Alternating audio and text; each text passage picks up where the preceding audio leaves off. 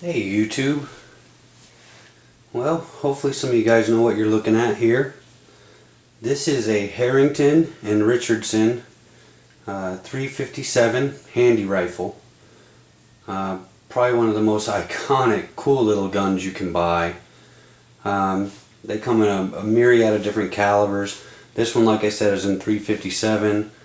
There's a couple companies that produce almost an identical little rifle. NEF, Rossi, Harrington and Richardson I particularly have a soft spot for because it was the first rifle I ever owned. When I was about 10 years old or so, my dad gave me one in 357 and like an idiot, you know, a few years later I traded it off. And unfortunately for me, when I realized from a nostalgic purpose how I felt about it, Harrington and Richardson no longer produce them in 357. Luckily for me, while working in a gun store, Harrington and Richardson decided to start putting them out again with synthetic furniture, and I was able to get one. This gun, what we're going to do is set it up for my son and really try and pay back and do the same thing that my father did to me when I was young, and just set up the little gun for him to shoot and learn how to do well on.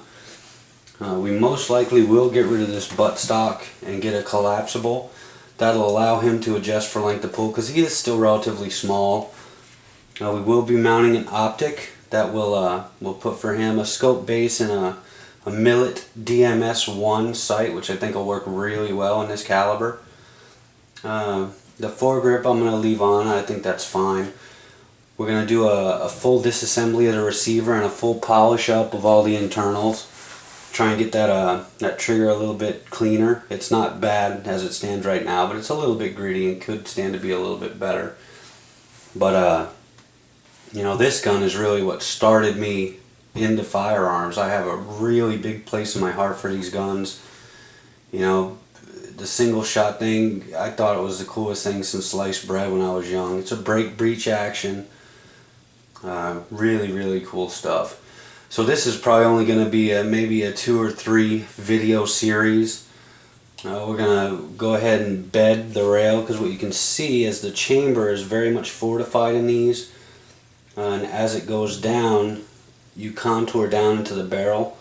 The base we're going to use extends past to that contour right there. So we're going to bed the base, mount the optic, change the buttstock, and that's about it. We're not going to do a whole bunch to this gun because it's about perfect the way it is. You know, it's great for a first shooter. Definitely a lot of fun to play with.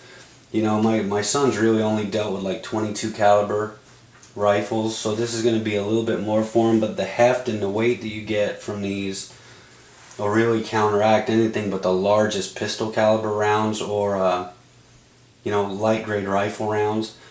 We have the ability to run 38 special out of this with the 357 chamber, so he'll have virtually no recoil whatsoever, you know, and that's really why I want to build it. I want him to enjoy shooting it.